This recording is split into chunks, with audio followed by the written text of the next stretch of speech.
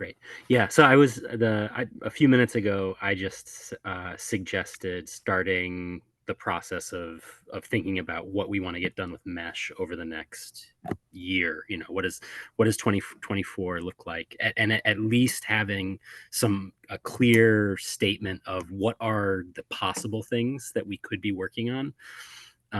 But ideally get it to the point where we can say like, yeah, these are kind of the top projects that we really want to make progress on, and you know, over the next year get organized around getting those things done, you know, which means getting people to volunteer to say like, yeah, I'm going to do this and I'm going to do that, and to the extent that there are items that we don't necessarily know exactly what to do, like spending the time to talk about that and investigate that and figure that out.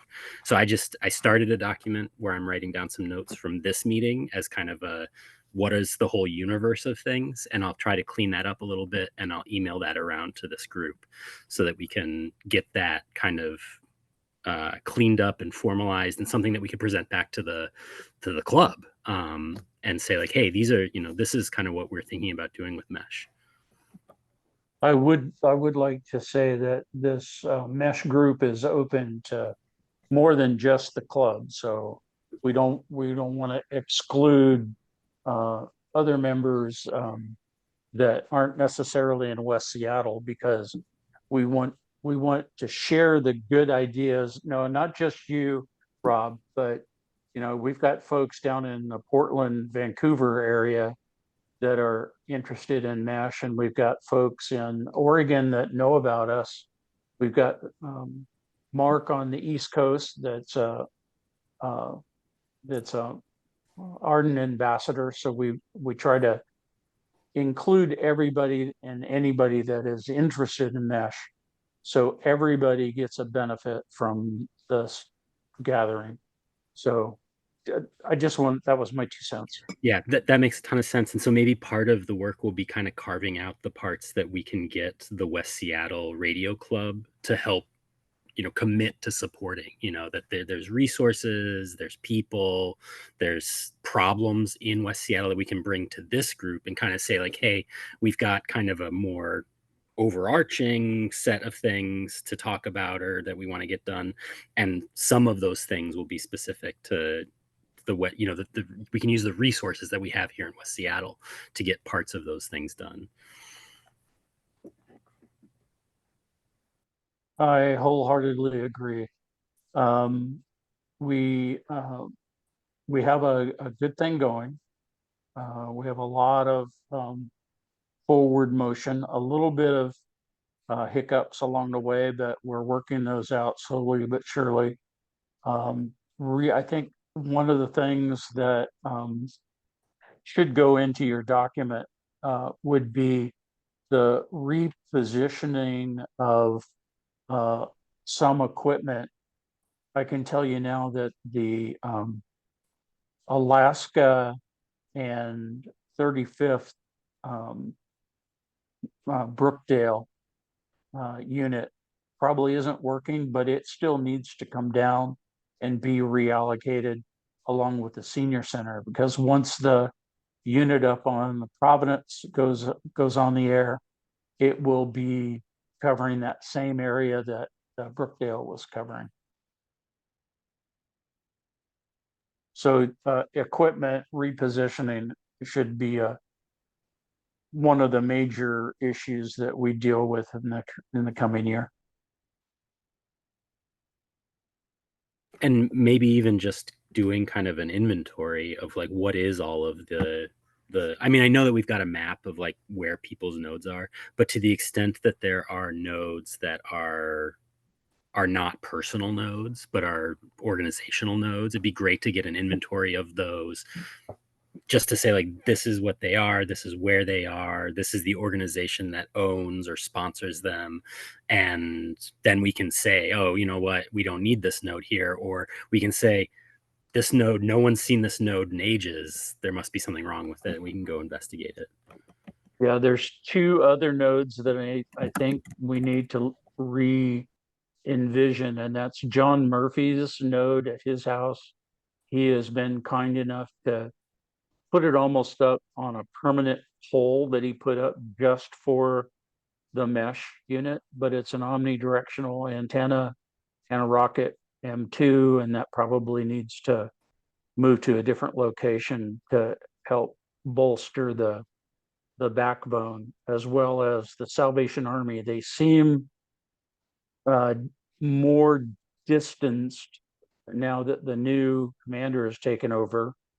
So I'm not sure that the Salvation Army is a good place to have that node.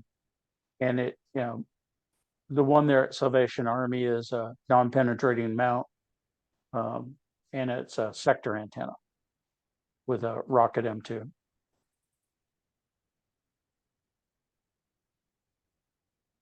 Does anybody rely on that node to get into the network? I'm sorry.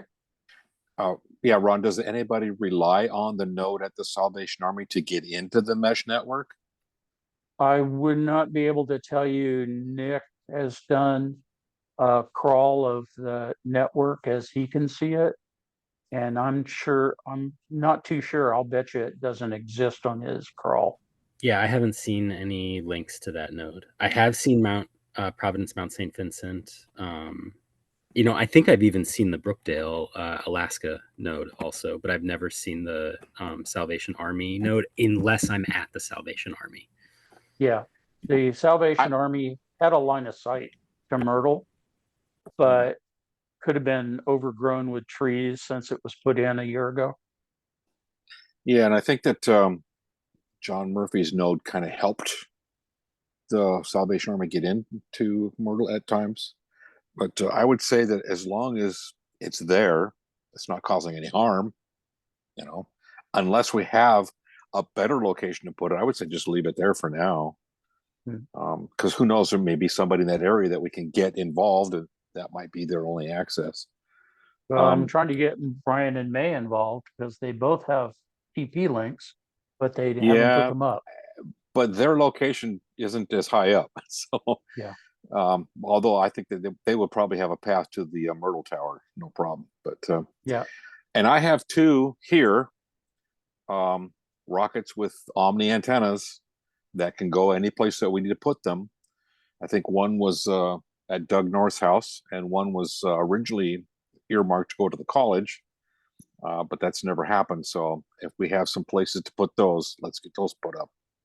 And like I said, I've got the equipment for Providence to replace the Omni with this sector antenna that can go up at the top of the tower and give better coverage. And I got an email from Doug. He wants to get together and do some other stuff over there with configuring the network, the ham WAN, and whatnot. So get some improvements there as well. By the way, did your boss talk to you about Beacon Hill? There's been some discussions. I've seen the emails about some issues over there with interference on the GMRS stuff, and yeah, he's questioning about whether I haven't talked to him personally face to face about it, but he's out on personal leave until the end of the year, I think. But sometimes he still pops into the office. But I talked to him on the side about that. Yeah, he said he was going to have you take a look at it. Okay. He hasn't asked me yet, but I'll let no him problem. tell you that. Okay. Not a problem. And I'm also doing some antenna work on the roof of our building, replacing some antennas, and I'm actually putting up an HF antenna there. So at that time, I'm going to try to also put up a TP link pointing up to Beacon, because it's like line of sight easily from my shop. So I'll try to get a mesh node in there to connect in from my office. The other thing I was thinking, some of the locations, Nick, you had mentioned, and I'm sorry I'm taking so much time for just West Seattle, because I do want to hear from Eugene and Rob, but the church that you mentioned that's by the high school on California, you had mentioned about that. The guy that had information on that was, what's his name? Rob? No, not Rob. He's down on, he's got an 8 call That's sign. Rod, W9SBJ. Yeah. W9 SBJ has an in with that church. So I know that's something that probably should be shared with everybody that knows about this. What's his call again? W9SJB. S SBJ. SBJ. Yeah. I'm dyslexic. And that's on a recording. Yeah, he's one of the club members. He also does the fourth Monday night ACS Southwest Net. Yeah. He is a member of the club. At least he was.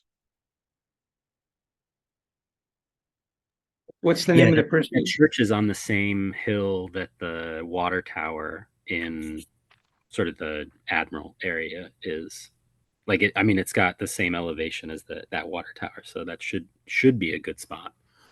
Yeah, and we've done simplex radio testing from that location at the water tower, but it has no infrastructure to support anything permanent, unfortunately. So, but And John, were you asking Rod's name? You're muted. You're muted, John. John, your mic is off. We didn't hear you. Yeah, what was the name of the person you were just discussing? I was trying to see when he last attended one of our meetings. Rod Mash, W9SBJ. Rod, WSBJ. Yeah, he checks into the net sort of regularly. But is he on the in this group? I don't think, no, he's not in the mesh group. Okay. But my point was sharing the information of someone that has an in with a possible location to install mesh, just so that doesn't get lost. And then there is a number of newer buildings that if we could find the owners, we might get some support with, pleading with them to do community service by letting us put in a node that uses less than a light bulb's worth of power. Can we refer to these like a West Seattle mesh backbone or something we have a way to classify what they are? I call it a backbone, but I think if the powers that be, like Master Nick, would probably not call it a backbone. But so we need it. What can we call throughput. Yeah, I mean, I think it's fine to call it that. And I think one of the things that might be good is to do some topology planning and get some feedback from folks like Mark or anyone, right? I mean, anyone that's got some more input. I know I bring Mark's name up because I think we were talking about even basic stuff. And he was like, oh, no, you can't do this. And turned out he was right. And so it would be great to say like, hey, this is where we've got nodes. This is where we want to add new nodes. This is how we want to think about, the channel plan. And we can just get some of that feedback, right? Get some of people saying, oh, you can't do that. This won't work. You should do it this way. Like that would be great feedback to have, once we can put together a more concrete, something a little bit more concrete than just kind of a laundry list of we'd like here, we'd like there, but more like this is the actual list that we want to go after.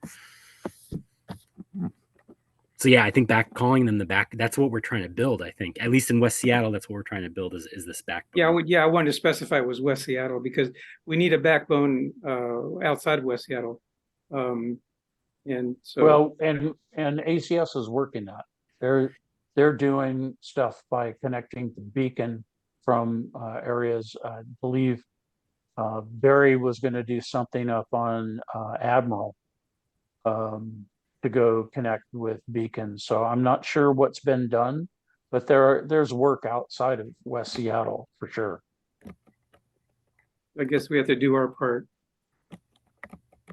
Well, we can only do what we have control over. Yeah. So Nick, have you got enough information to write this up, or do you need more input? Yeah, I mean, I think I've got a bunch of stuff that I've just jotted down right now. I mean, another few ideas are just, I think one of the things that Barry has mentioned a few times is trying to get a reliable connection from West Seattle up north, facing north, basically to him. I mean, but to, to that area in general, sort of that part of Seattle. I think that's a great idea to think about, where are these places that we can place strategic nodes aimed in such a way that they've got a good shot of actually providing a link to a distant part of Seattle, whether that's across water or across a valley or whatever. Because for instance, when Brookdale is up, it has a connection to Beacon, and it's reliable insofar as that we can keep that node up, and that's great, right? I think that that's a really awesome way to have a link into another part of Seattle. And to me, that seems like, from a MCOM perspective, really useful links to have, right?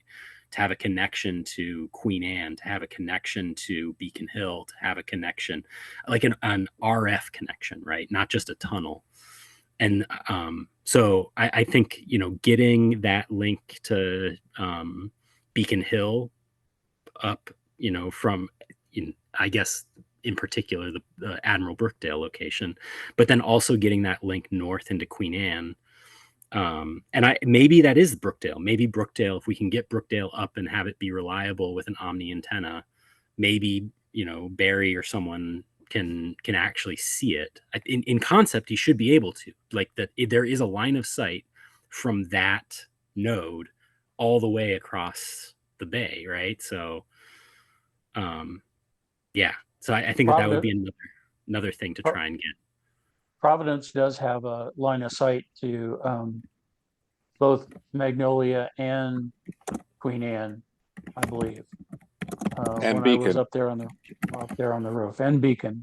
So once we get the panel up there, that should connect, make that pathway much better than what we have now. And a ton of other places point south, so it allows us to expand further down south. And if we can get something on the ridge down south that points down into Georgetown, we'll get Anna in and a couple of other folks that have TP links. What site do you think can get into Georgetown? The college. The college could, South Seattle College, but I'm thinking of something over on the Beacon Hill Ridge, further south from the Beacon node. There's a church that's over there.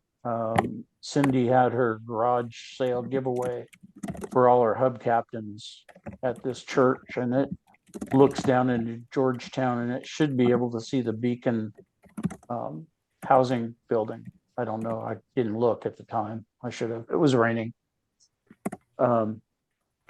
So, there are some options that trying to expand it. But I think that's a key point, is we need to not only work on our infrastructure, our backbone along California that allows both sides of West Seattle, because it really is slopes down on both sides, except for Tom and his group that are off in a hole somewhere.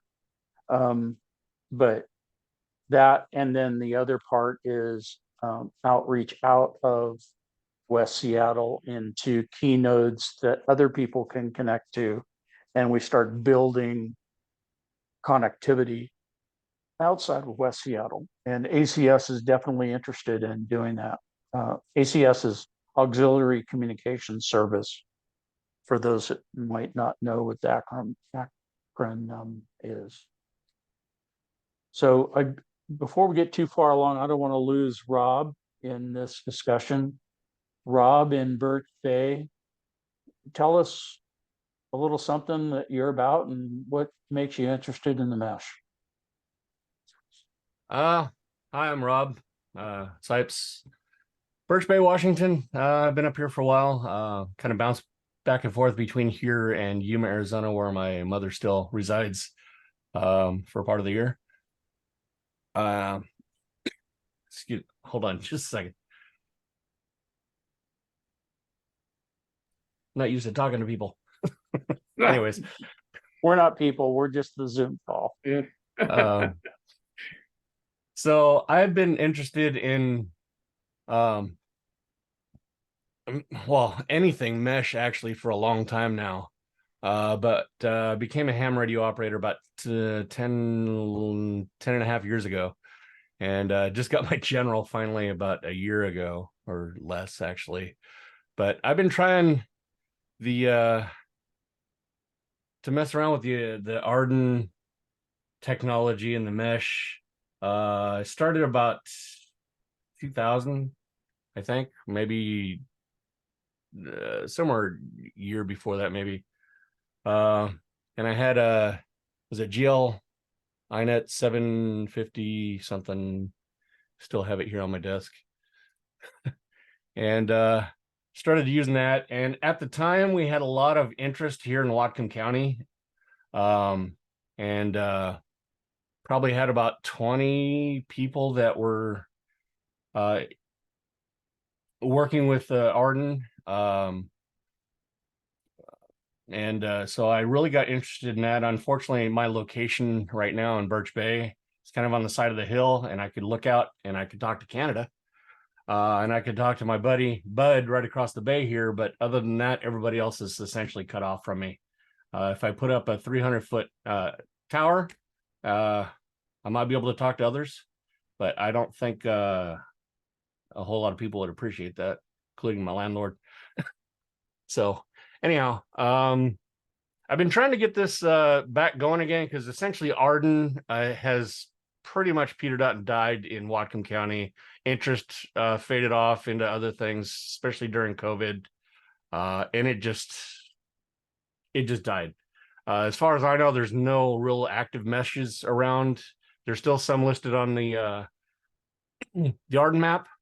A lot of my old stuff's still listed there, which I requested. I forgot who it was I requested from to actually clear all my stuff off the map, but nobody ever got back to me on that. Maybe it was the wrong person. But I still do updates on all my AREDN. I've got 10 or 12 different AREDN devices that I experiment around with, but essentially I'm just talking to myself right now.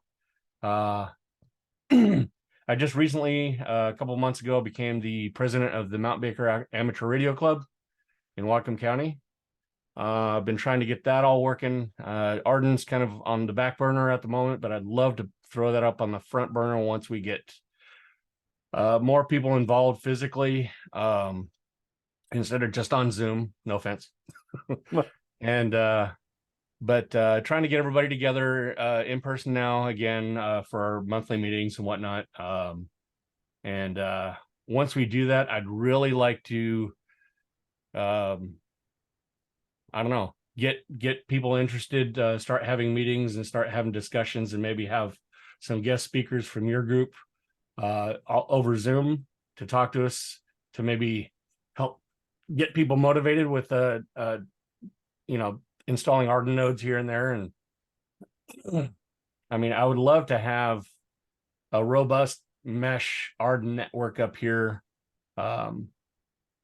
maybe connected with ham WAN, because I know I think we still have one or two working ham WAN nodes with a couple individuals, KS7KUR, I believe, Kevin, I'm not sure. I think he still has one. But I'd love to get everything working up here like you guys have down there.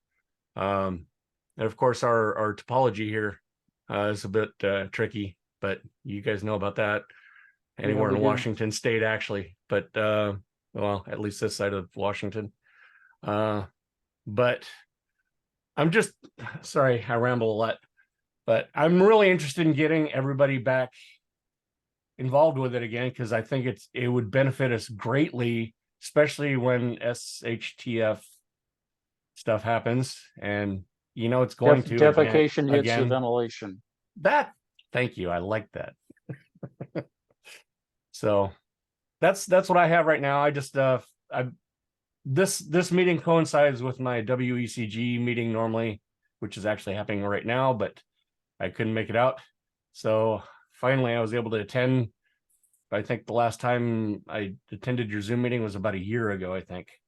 Okay. And Well, we're happy to have you, and I want to congratulate you on your election as president of the Mount Baker Club. thank you.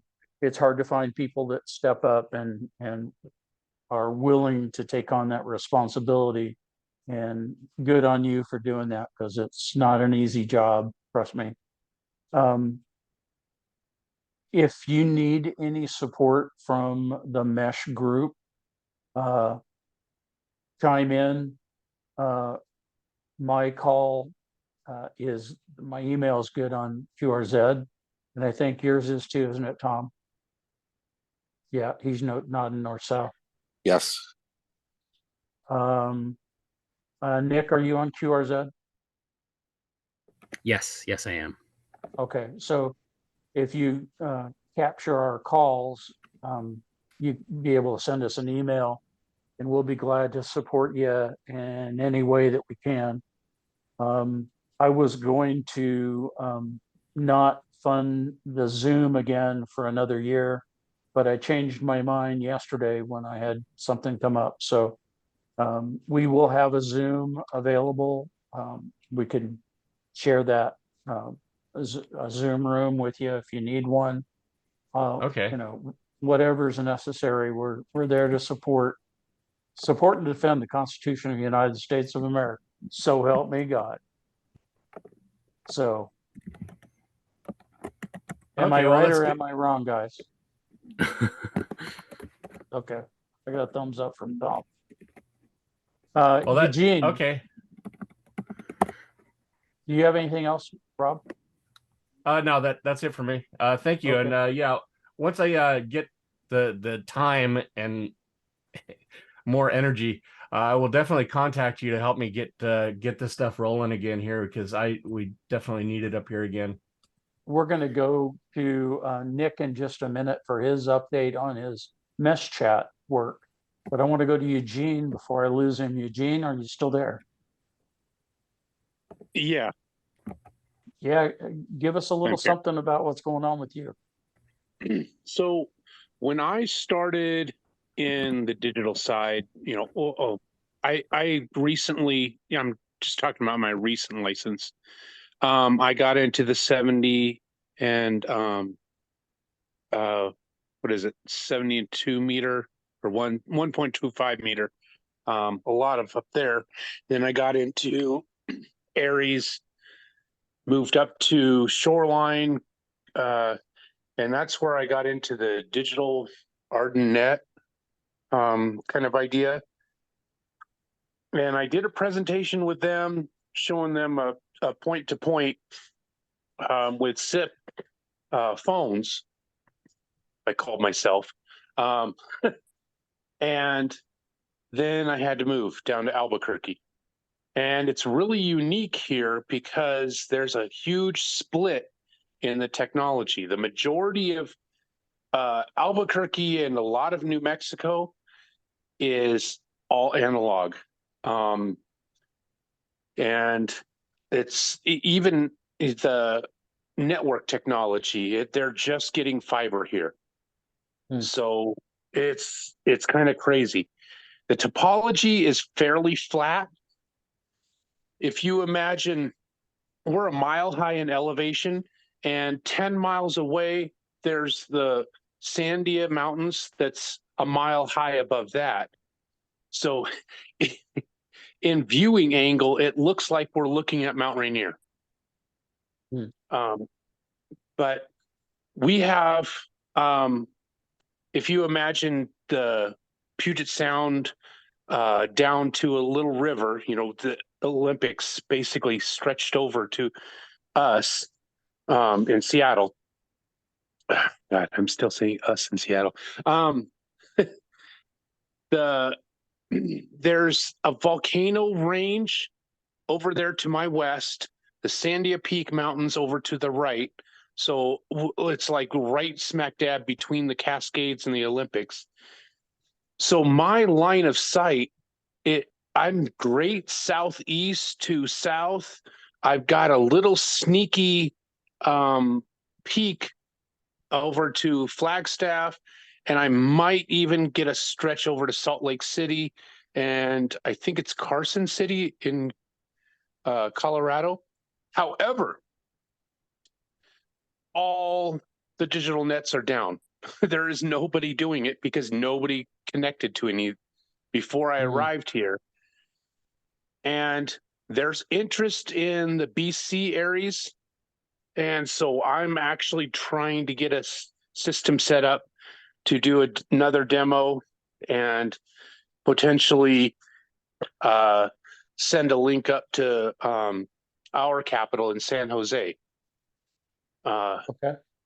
So I'm working on building the system, but right now I'm a single node talking to a single node, just a point to point. It's an interesting topology here, especially in Albuquerque. We're fairly flat. Everybody, TV, radio, almost everything, all points to Sandia Peak. There are like a dozen towers up there in less than a mile square. And when the wind blows, everybody loses TV, everybody loses internet, everybody loses everything when the wind blows. So it's if there's not a lot of flooding here, there is some flooding because the arroyos, there's the, if you will, water channels, because it does get fairly, we have monsoons, so there is flooding occasionally, but it doesn't seem like there's a lot of damage. There's a couple fault lines, but I don't see any really big activity down here. So we're not going to have a Cascadia earthquake. Doesn't look like. Well, and the mesh is not really solely used for disaster. The mesh is something that can be used on a day-to-day basis when it's connected to something like a ham WAN that allows you to bring in internet that last mile. So let's say you have your field day event and you want to have internet access and you don't happen to have a Starlink or a HughesNet satellite. You can put up a mesh network to somebody's house even that has Starlink, and they put that on the mesh network that allows you to use the internet over mesh, which is essentially what we're doing. So it's and exactly, that's actually what I was going to bring up in a little bit. So we have a VA hospital down here on the south end, just before Kirtland Air Force Base, which is fairly large. And somebody actually was setting up a 5 gigahertz link to Sandia Peak and just up and died. And so everybody else in the N5 VA are the old analog only, HF only kind of people, and they have no idea. And this is one of the things, is they don't have internet right now. And so what I was going to do is try to demonstrate with giving them internet capability as a point to point from me to them. Sure. To try and convince them to do this. Provided you plug into the right holes in the router, that's what my problem is here. You can extend the internet just about anywhere using mesh. Right. So yeah, and I could, looking out my window, I can see the VA, and they actually do. The VA has a wonderful HF radio installed in it called the Codan. Right, and yeah, it's got I think it's a 10 meter, 20 meter, and it's actually got a rotating, so it can, in HF, it can reach a lot of, a good bounce all over. I mean, I think there was one in South Carolina. But we know the guy who put that in. Oh yeah. You're looking at him. Okay. So a I, lot of I work for Codan. right. So but there was somebody who actually started the 5 gigahertz. There's actually a parabolic dish up there pointed to Sandia Peak, Mhm. and the intent apparently was to actually make Sandia Peak a hub, to actually spoke out to all over Albuquerque. But if I can, and this is one of the issues that we're dealing with right now at the N5 VA, is they have no internet. And so they want to go on their HF to get their what is it, QRZ information whenever they make a contact. Hmm.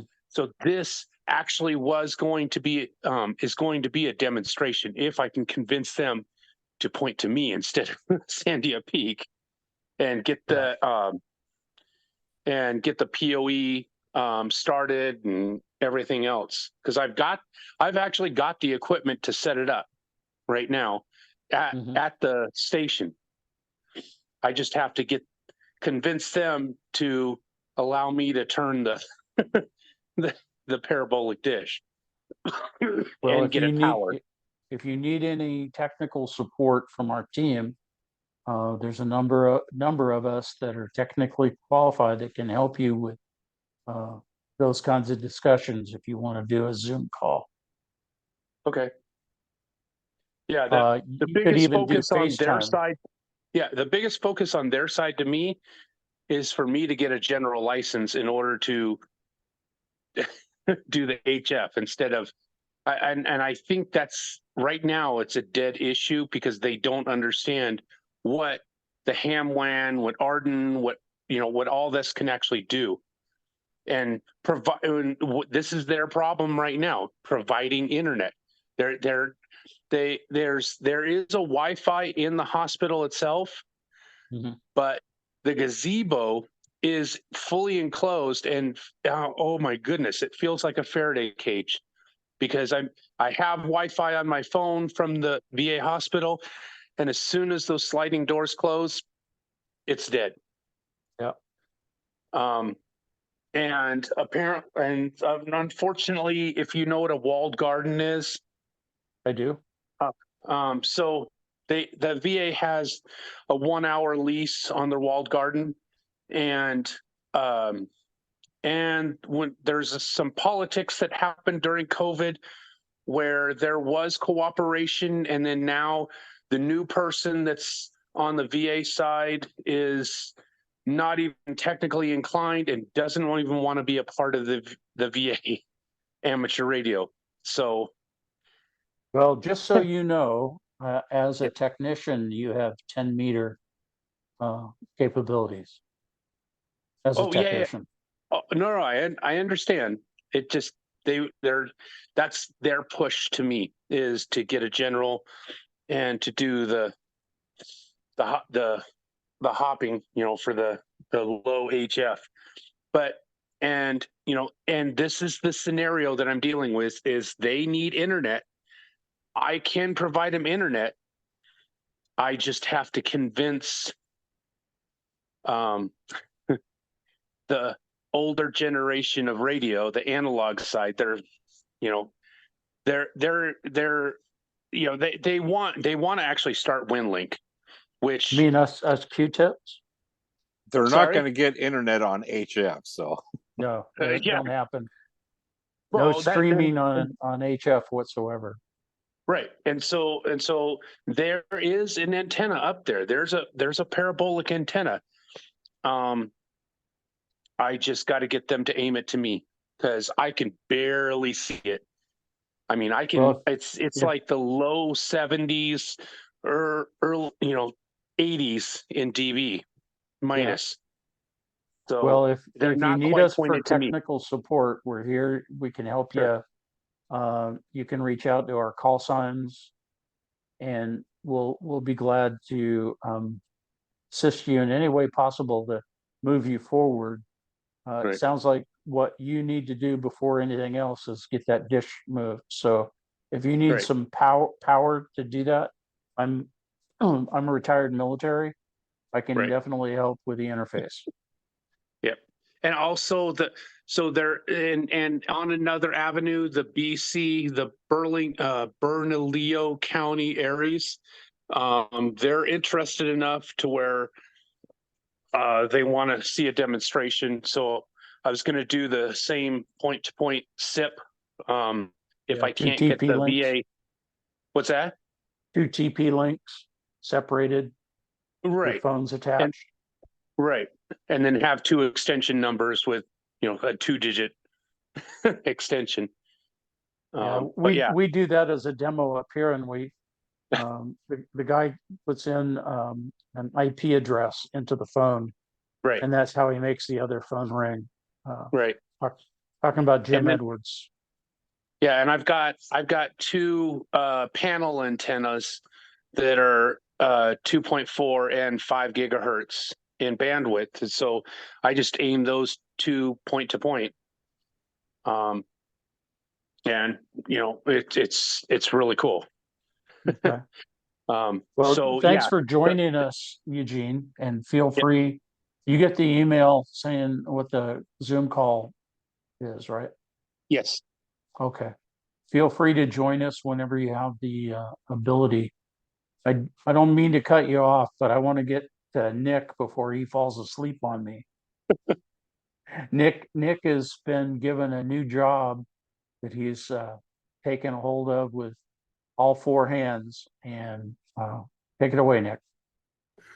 Yeah, I mean, so I guess I can talk about a little bit about what I'm doing with Mesh Chat, but before I do that, I wanted to say that Christian, who is sometimes at these meetings, has a really good presentation about AREDN and about getting started and what it takes to get nodes installed, that he and I and some other people have we sort of have built this presentation and given it several times now to a pretty broad audience, largely people that don't know very much about technology.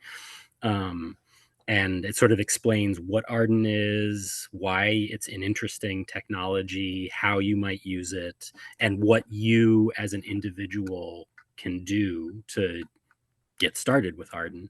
And so that is a presentation that I think is useful if someone here wants to use that. But I think Christian and I and other folks might also be willing to help support some kind of an information session. So if folks are interested in that, feel free to reach out to me. My email on QRZ is correct, and you can reach me that way. But yeah, so with Mesh Chat, that actually is, speaking of this presentation, that is Mesh Chat is kind of the app that we've been pushing people towards as they get started with AREDN, because it's a very simple application. It's fairly easy to get it set up and running, and there's kind of a lot of payoff for just getting it online, because you can immediately start to send messages to people, and there's you don't have to do a whole ton of configuration. It kind of just works out of the box. At least that's the idea behind Mesh Chat. And so Gerard Hickey and I are now working to support Mesh Chat, and it had sort of been, I don't know if it had been exactly abandoned, but it was not a key priority for the prior maintainer, who actually did a lot of really good work to update it a number of years ago. But since then, it's developed some bugs and there's some missing features and things like that. So Gerard and I are working on that now. And Gerard has plans for a release fairly soon that's going to address some critical bugs, largely about messages getting lost. And I think following that bug fix release, we're going to put in some more features to make it easier to use Mesh Chat and make it more reliable, and one of the challenges that we've had is if there's a ton of messages on the network, it takes a long time to get those synchronized to when you bring a new node online. So there's just a bunch of things that we're kind of working on. And I suspect that there will be a new release in a month or so. And then some of these new features that we want to put in are things that we're going to work on kind of next year. Yeah, if folks are interested in that, I'll put the link to the page for the project, and in fact, I'll just link directly to where you can submit bugs and feature requests and things like that into the chat, because now Gerard and I are both supporting that, and we're trying to be responsive and help people fix problems, or at least listen to their problems so that we can fix them. But that's kind of the state of that. I don't know that I don't have any like polished presentation about what's next with Mesh Chat, but yeah, mostly I think the goal is to make it more reliable so that it really is easy to just get up and running, because right now there's a few stumbling blocks that we want to smooth out. But that's sort of what I have to say about Mesh Chat. Well, like Rob, I really appreciate you stepping up to take on something that I certainly wouldn't be able to do. And you seem to have the bandwidth, the energy to be able to accomplish the mission. And it takes people like you and Rob and Eugene that have an interest in moving forward to get things done. And I really appreciate that. Let's go to Tom. Tom, I don't want you falling asleep or falling in that creek. That's a river. That's River. up in North Vietnam. So I've been working, well, not really the last month or so. Previously, getting the hardware put together that Randy purchased and delivered here for the Mount St. Vincent location. I got the panel antenna. I got the radio. It took me a while to get that silly radio configured, but it's configured. Got it mounted. Got the cables for between the radio and the bandpass filtering and the antenna all mounted into it now. It's all ready to install. So we just need to. I need to find some time to schedule with other folks to get up to the site and get it put in. I got some messages from Doug. I have to correspond back with him about some other projects he's got involving the mesh node and the ham WAN all at Mount St. Vincent. So I want to get that all taken care of. Kudos, Nick, for sure for this mesh chat thing, because I got three things on my nodes. I got my IP camera, I got my IP phone, and I have Mesh Chat. Mesh Chat to me is the ultimate thing to have on there. The other things are just kind of toys at this point, but the Mesh Chat is a way to interact with other folks on the mesh. So you can kind of keep live things happening, and if they're close enough and the bit rate's good enough, they can look at my camera and see the weeds growing in my backyard, whatever. For right now, that's it for what I've been working on. And like I was telling Ron before we got everything started here, I still have two antennas, radios packages that one was at a member who's become a silent key. So I have the radio and the antenna that were at his house. Also one that was designated one time to go to the college, but I don't know if that's ever going to happen. So we do have these two radios that belong to essentially the West Seattle Club at this point. If there's anybody in the region that needs or desires to put up a node that's in a good location to help expand the network, they're here and available, and be happy to coordinate with getting those put up. Once we get Mount St. Vincent up, I think the Brookdale, Alaska would be a good location to harvest and find another home for. That was a good location, but the other one's a couple notches higher in elevation and has a better footprint. So it'd be awesome to find another home for that one, and as well as the senior center. it's getting shadowed now by other construction going on around it. So if we can find another location to get that guy put it into a better place, that would be great too. So always hoping and willing to help other folks get things going, because it not only helps the whole network, but it helps me too to learn, keep my fingers, keep the brain cells going, how the stuff still works. Because if I don't touch stuff for a while, I kind of forget it. So yeah, I'm happy to be involved with getting other folks up and running. So I think that's kind of it for now. Unless right, you can think of thanks, anything, Tom. Ron. No, I don't. You have the same idea I do about that surplus equipment. So, John, do you have anything?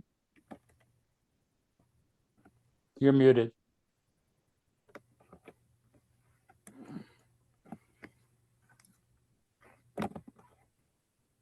Turn your mic on, John.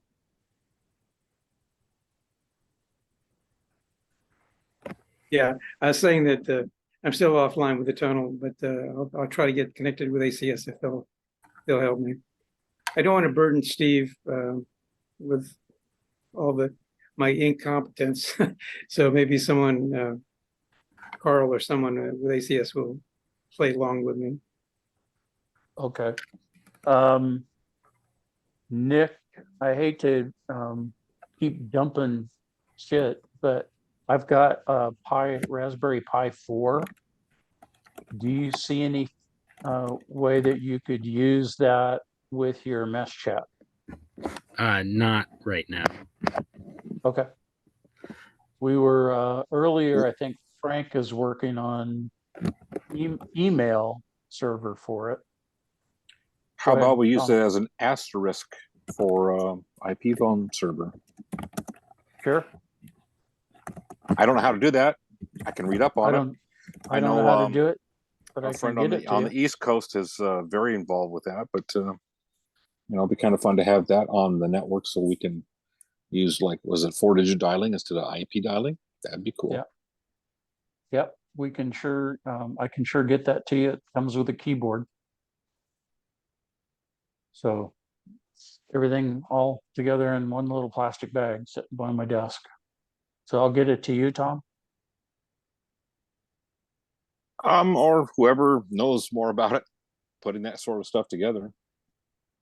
Okay. I mean, I haven't researched it, but I know what's his name on the East Coast, the W2. Mark. Part of our Mark. We brought this up, I don't know, 6 months ago, and he said, yeah, it's very simple to do, and he showed an image of the little box he all set up for that. So maybe we can touch base with him on how to get one configured and stick on our network here. Sounds good.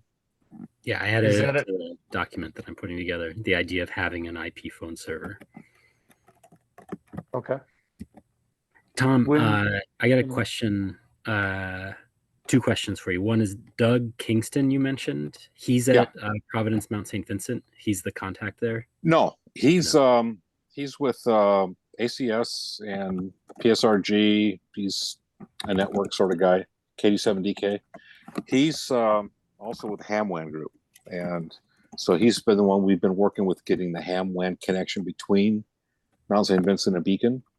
That's all installed, but there's some network stuff that they want to do, as well as putting HamWAN access points at Mount St. Vincent so that we can point antennas at Mount St. Vincent and get HamWAN instead of the other farther away sites. So he wants to work with me and our group to get that done. So.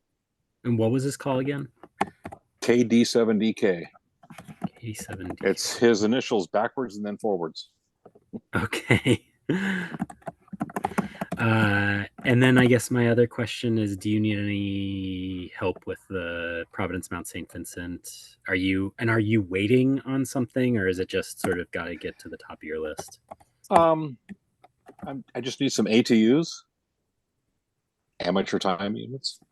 Okay. Yeah, it's just work right now is really crazy because we're decommissioning old radio equipment and hauling stuff out of sites, and working with electricians to get circuits disconnected and conduits pulled out from sites that were having leases on that we're trying to terminate the leases. And so it's real busy right now. And I got a vacation coming up soon where I'll be out of the country, but I don't want to give too much detail on that on recordings. But I'd like to get Mount St. Vincent done before that happens. But if it doesn't, then as soon as I get back, it's my top priority. Okay. Yeah, I'm more than happy to help. And I'd love to actually see the site and see all of this stuff. I've never seen a HamWAN installation happen, so I'd be really interested in seeing that too. Okay, and Frank's probably the best guy to work with on getting access up there because he's worked with the guys over there. Yeah, he's mentioned to me before. Yeah, I just don't have anything to do in there on my own. So yeah, me too. You can ping him in the morning, right? Frank will be at breakfast. Cool. Anything else, gentlemen, for the good of the order? I just, Yeah, go ahead, Rob. Go ahead, John. I just want to mention, I put in the chat the link to the YouTube playlist for the Northwest Mesh meeting. So anytime you want to just look at the old videos, they're all up on that playlist. Back to you, Rob. Thanks, John. Go ahead, Rob. Okay. Yeah, I had a question back to the IP phone server. Yeah. That's an asterisk or asterisk. No, what's Asterisk yeah. Okay. is the application that it's been commonly used. So and that's what we're hoping to press into service here too. Okay, and that box that you were talking about, is that a dedicated Linux mini computer or box, or how do you have that running? Can you run it on do you know what Proxmox is? I've got a couple. I've heard the name, but I think this will run on a Raspberry Pi. Oh, and Ron was mentioning that he had one to give, so I think yeah. So well, yeah, it's a Linux based thing. Okay. Yeah, I was wondering. I bought a IP phone. Was a Grandstream GXP21. It's been sitting in a box. Let's see, what's mine? Oh, I got for about a year and a half now. I got 3 Grandstreams here, so I don't know what model they are, but yeah, that's. But yeah, it's and dirt cheap. Somebody told me that they were horrible, but you get what you pay for. I just need something that works so I could test. And then I think I bought 3 of them for $40, like 5 years ago. Yeah, it wasn't that much. I think maybe but I wanted to set one up eventually once I get all the AREDN stuff all working and so if anybody has any familiar God, I can't speak English. Familiarity. Sorry. There you go. Get eventually. With setting that up,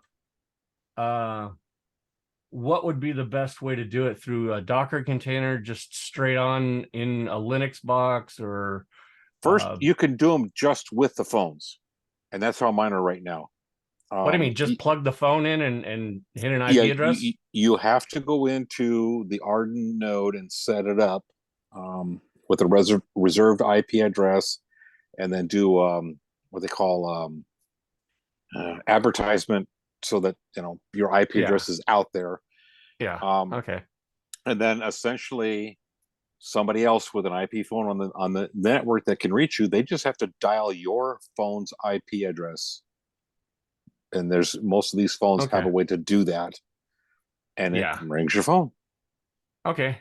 And my other question was, is there any possible way, since I'm essentially testing and talking to myself here at the moment, is there any possible way I can connect into somebody's tunnel server somewhere? If you have an internet connection, yes. Yes. So there's the Seattle EOC through our ACS group has a tunnel server, and as was mentioned earlier, one of our members, Steve N7LNX, also has set up a tunnel server at his place. But he's dealing with some health things right now, so he may not be available right away. But I don't know if it's Doug or Carl would be the best one to contact for that. Ron, do you know? Carl would be the best. Okay, so get a hold of Carl. N7KUW is his call sign. November 7 Kilo Uniform Delta. Oh, Whiskey. Delta. No, whiskey. Sorry, Right. whiskey. Ah. Okay. N7. Yep. All right, and that's Carl with a K or C? C. See, Well, I can Carl look it up. Leon is his name. Okay. All right, I'll contact him. And I had one other question, but I forgot. So, oh, actually, one thing is not to keep this thing going over, but I do have a 4G system or in my truck, and I was wondering if anybody's ever run an AREDN node like mobile, not actually like as you're moving, but I'd Oh, yes. like to get I'd like to get a travel As I'm moving. travel trailer, and I know I could set up in my a GLINet Collie. It's a 4G router. I could set it up to do, because it has GPS built in. I could have it automatically update GPS, but I don't know how to live update in AREDN, or if that's actually a thing, or that would overburden the network, or I'm not sure exactly how that would work. But Tom, I guess you're the person to talk to on that, because you're sitting there, you're fidgeting. So I have some Ubiquity bullets, which are a little tubular shaped 2 gigahertz Wi-Fi device that you can load the AREDN firmware onto. I have one set up. It's not currently in there, but I have one set up for my car. They will run easily on 12 volts. You don't need the 24 volt power injector. You can use a 12 volt, even a homebrew device. I have these little antennas that we used on our police cars that are 2.4 and 4.9 gigahertz and screw onto an NMO Motorola style antenna mount. So I have a mag mount with an NMO antenna feeding down into my Ubiquity bullet, just laying in the seat, plugged into the cigarette lighter, and boom, AREDN mesh. And Mind then you if I can just email? plug a laptop into that. Mind if I email or contact you after this? Well, not today. No problem. Sometime, and pick your brain on that. My call sign at Comcast.net. Okay, gotcha.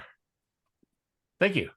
Yeah, So no I That's just all I got. wanted to add, I just put in the chat the Raspbian version, the Raspberry Pi version for the PBX, as well as a really good PBX for beginners for that Raspberry Pi install. It has a really good step-by-step. And what the way he actually set it up is he's got 2 nodes and also a cellular phone hooked up to it, so it can go into the outside world, outside network. Wow. Nice. Okay. Yeah, I'll look at those. That's awesome.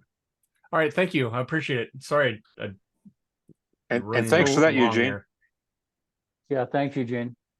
If nobody else has anything for the good of the order, I'll go ahead and stop the recording. Okay.